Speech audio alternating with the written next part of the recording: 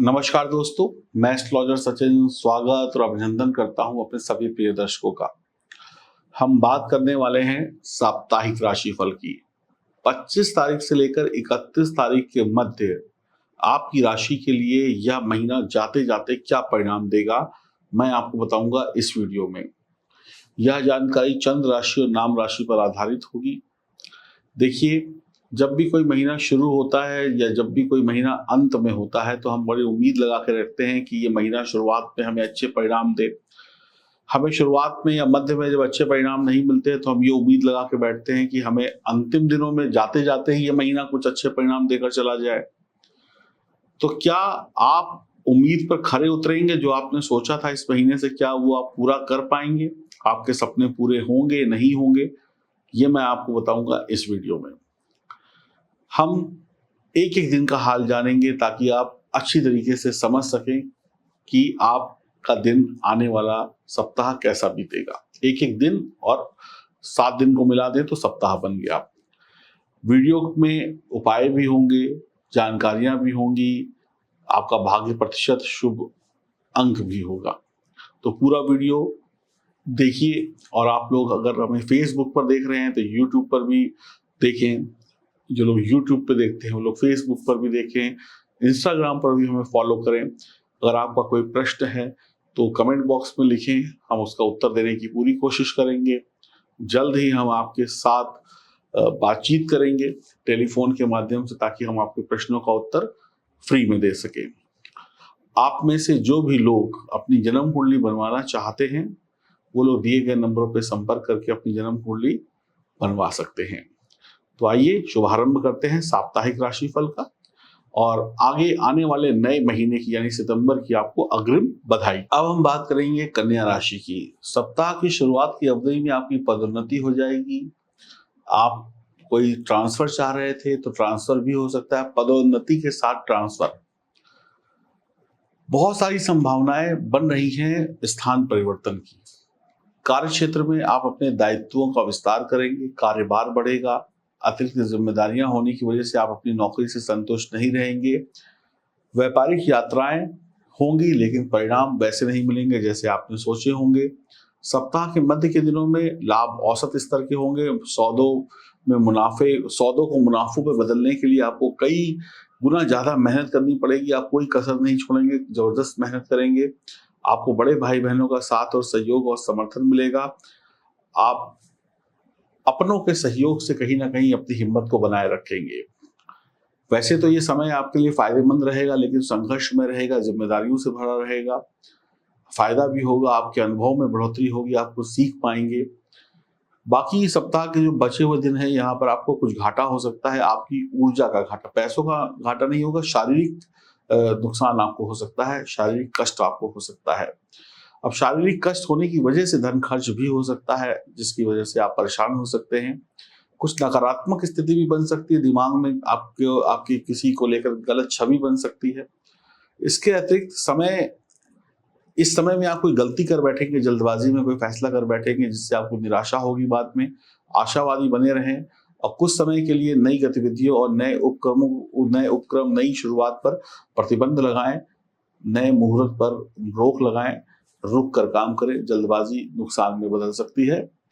25 अगस्त 2022 की बात करें तो आय और व्यय समान रहेगा। आपकी आय और व्यापार में स्थिति सामान्य रहने की वजह से ना घाटा है ना नुकसान है। जैसे चल रहा था वैसे चलेगा। प्रेम संबंध में सुधार होगा, लंबी यात्राएं रद्द होंगी, काम अचानक से बनते बनते बिगड़ जाएंगे। आपके विद्यार्थी हैं तो बच्चों की पढ़ाई लिखाई में उनको मदद की आवश्यकता होगी। घर खरीदने की योजना बना रहे हैं, गाड़ी, घर, कुछ इन्वेस्टमेंट करने की योजना बना रहे हैं तो रुकिएगा। 26 अगस्त की भी बात की जाए तो आप धन का निवेश कर पाएंगे। मुश्किल घड़ी में आज का किया हुआ निवेश आपको आर्थिक सहायता देगा। आपकी वाणी मधुर रहेगी, लोग आपके घर मेहमान बनकर आ सकते हैं।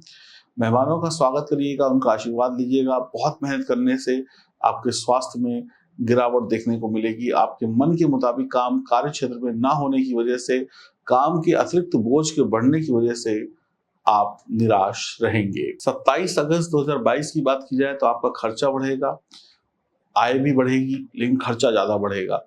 व्यर्थ के धन खर्च से बचिएगा। शारीरिक कष्ट होने की वजह से आपका अस्पताल में खर्चा बढ़ सकता है। छोटे भाई बहन से लड़ाई झगड़ा, पारिवारिक वाद विवाद खर्चों में बदल सकता है। जीवन साथी से रिश्तों में कड़वाहट आ सकती है। स्वयं पर नियंत्रण रखें, व्यर्थ के वाद विवाद से बचें। घर में सुख शांति नहीं होगी। कार्य क्षेत्र में भी थोड़ा सा तनाव रहेगा, जिससे आप परेशान रहेंगे और कोई भी शुभ काम मन मुताबिक नहीं होगा, परेशान रहेंगे। बच्चों की पढ़ाई लिखाई भी डिस्टर्ब रहेगी और गुस्से में आप अपने बच्चों से उल्टा सीधा बोल सकते हैं या किसी के भी साथ बदजुबानी हो सकती है। 28 अगस्त की बात की जाए, दिन फिर से गड़बड़ है। टेंशन टेंशन और टेंशन। धैर्य धारण करिएगा, चुपचाप काम करिएगा, जो काम आता है करिए, जो काम नहीं आता है मत करिए। अपने दिल का बोझ उतारने के लिए सामने वाले को उससे बात करिए। आपको एक दूसरे का साथ प्राप्त करने के लिए आज का दिन शुभ है। परिवार का सपोर्ट मिल जाएगा, लेकिन बाहर आपको कोई सपोर्ट नहीं मिलेगा। आप अकेले खड़े होंगे, आपको चारों तरफ मुसीबतें आपको घेरेंगी। वाहन ठीक से चलाइएगा, यात्रा ठीक से करिएगा, हर फैसला ठीक से लीजिएगा, पैसों का लेन देन ठीक से करिएगा, सोच समझ कर बोलिएगा, वरना आप अपनी ही बातों में फंस जाएंगे। किसी गलत रिश्ते में हैं तो वो उस रिश्ते का भंडाफोड़ भी हो सकता है। 29 अगस्त 2022 की बात करें तो आज थोड़ा सा राहत मिलेगी। थोड़ा सा आप सोचेंगे कि मुसीबत से कैसे बचना है, इस बोझ को कैसे कम करना है। आप अपना कार्य खूब अपने आप करेंगे।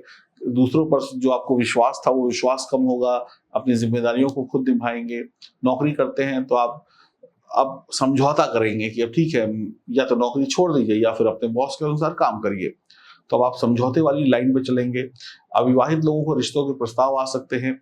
जल्दबाजी में फैसला लेंगे तो यहाँ पर भी गड़बड़ हो सकती है। बहुत सोच समझ कर फैसले ले रहे हैं। जीवन साथी से आपके संबंध मधुर बने रहेंगे। आप लोग एक दूसरे का सहयोग करेंगे। 30 अगस्त 2022 की बात करें तो सप्ताह का एक बेहतरीन दिन है। निश्चित रूप से आपको समाज में मान सम्मान की प्राप्ति होगी। धीमे धीमे सब कुछ ठीक होता हुआ नजर आएगा। कोई भी सट्टेबाजी, शेयर मार्केट या इधर उधर धन का निवेश मत करिएगा। आत्मनिर्भर बने रहिएगा। कुल मिलाकर आपको थोड़ी सी मुस्कुराहट आपके चेहरे पर आएगी। दिन खुशियों भरा होगा। सभी महत्वपूर्ण निर्णय सोच समझ कर लीजिएगा। अभी चौके छक्के लगाने का टाइम नहीं आया। अभी एक एक दो दो करके रल लीजिए। 31 अगस्त की बात करेंगे तो आपके परिवार में थोड़ी सी खुशहाली होगी। अब आप थोड़ा सा रिलैक्स होते चले जाएंगे। आप अपने आर्थिक पक्ष से संतुष्ट रहेंगे। अब आप समझौता कर लेंगे, वक्त को समझ जाएंगे। आप अपने कामों से प्रसन्न होंगे। थोड़ा सा एक्सपीरियंस भी हो जाएगा। फालतू की चीजों में दिमाग नहीं लगाएंगे। अपने दिमाग को खुश रखने की कोशिश करेंगे। जो लोग विदेश जाने के इच्छुक हैं उनका भी कहीं ना कहीं काम बनता हुआ नजर आएगा। आप परिवार के साथ घुल मिलकर काम करेंगे, गिले शिकवे मिटाएंगे। आपके आंख में मोतियाबिंद से संबंधित या किसी अन्य संबंधित परेशानी से तकलीफ हो सकती है। परिवार वाले आपका सपोर्ट करेंगे। अब आप समझ जाएंगे कि मजबूरी में कैसे जिया जाता है। तो ये सप्ताह कष्टों में बीतने वाला है, परेशानियों में बीतने वाला है, लेकिन आप समझदारी से कष्टों से, समस्याओं से दोस्ती कर लेंगे और आगे बढ़ जाएंगे। तो करीब करीब 55% आपके लिए शुभ परिणाम लेकर आ रहा है। बाकी आपको स्ट्रगल करना पड़ेगा। ये सप्ताह आपको सिखा देगा कि दुनिया होती कैसे। इस सप्ताह में आपको भले ही अच्छे परिणाम नहीं मिल रहे हैं, लेकिन इस सप्ताह का जो अनुभव है आपकी जिंदगी में बहुत काम आएगा। आपको सीखने के बहुत अच्छे अच्छे मौके देगा ये सप्ताह। कहते हैं ना, जब भी लोहा लोहा आपने देखा होगा, लोहार के पास उसको वो आग में पकाता है, एकदम लाल हो जाता है, फिर उस पर हथौड़ा मारता है। तो ये सप्ताह लोहे की तरीके से तपने का है। जब लोहा तप गया फिर आप उससे कुछ भी बना सकते हैं। इस सप्ताह आप तपेंगे, उसके बाद ऐसे परफेक्ट इंसान बन के निकलेंगे कि आपको सब कुछ ऊंच नीच पता होगा। तो मेरे हिसाब से तो बहुत अच्छा है। जब जिसको कष्ट होता है तो उसके लिए अच्छा नहीं होता है। तो आपके लिए 3 नंबर लकी रहेगा। अब बात करते हैं उपायों की। उपाय हमें क्या करने हैं इस सप्ताह में।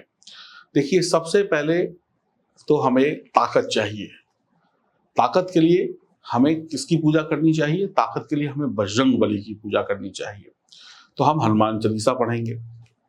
नंबर 2, बल बुद्धि विद्या। हनुमान चालीसा पढ़ते तो उसमें एक लाइन आती है, बल बुद्धि विद्या। अब विद्या कौन देगा? माँ सरस्वती देंगी। ठीक है, तो हमें माँ सरस्वती की आराधना करनी चाहिए। बल बुद्धि विद्या देहूं हरहु कलेश विकार। और हर प्रकार के कलेश, हर प्रकार के विकार को कौन मिटा सकता है? महादेव मिटा सकते हैं। तो हमें ओम नमः शिवाय मंत्र का भी जाप करना चाहिए। अब ये तो हो गई सारी चीजें कष्टों को मिटाने की। अब हमारी इच्छा होती है कि हमें पढ़ाई भी हमारी अच्छी रहे और हमारे पास पैसा भी आए। तो पढ़ाई के लिए हम गणपति की आराधना करेंगे और धन के लिए माँ लक्ष्मी और भगवान विष्णु की आराधना करेंगे। अब आप कहेंगे इतने सारे भगवान की पूजा कैसे की जाए, इसमें तो घंटों लग जाएंगे। अरे बिल्कुल नहीं लगते घंटों।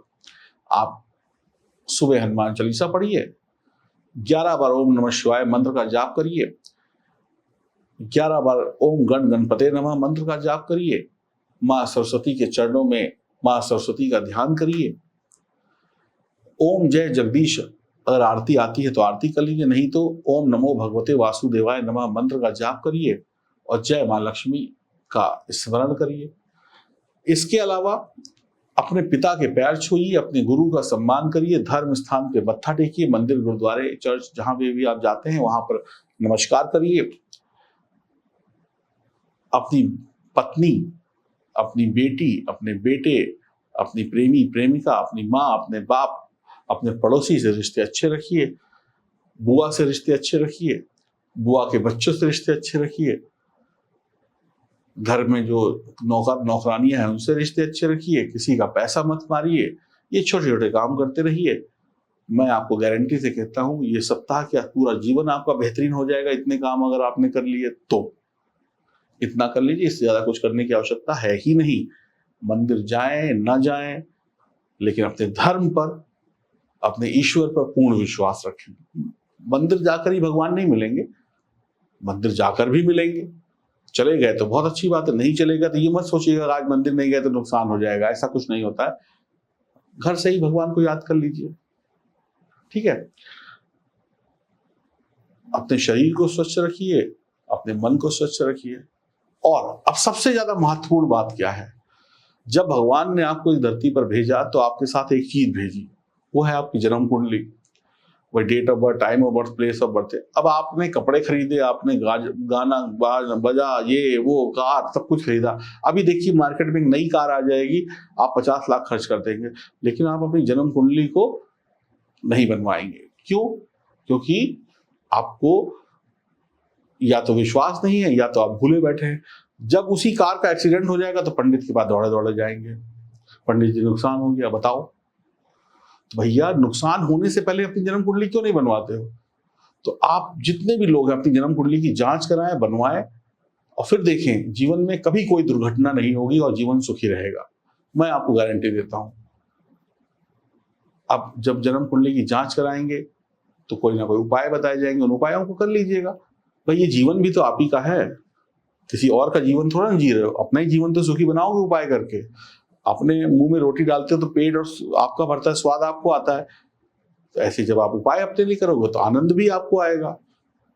वरना दूसरों की थाली में देखते रहोगे वो 56 भोग खा रहा है, मेरे पास तो रूखी सूखी रोटी है, तो देखते ही रह जाओगे। अगर आपको भी 56 भोग चाहिए तो जन्म कुंडली की जांच कराइए और बताए गए उपायों को करिए, फिर देखिए आपके सामने भी 56 भोग होंगे। नमस्कार।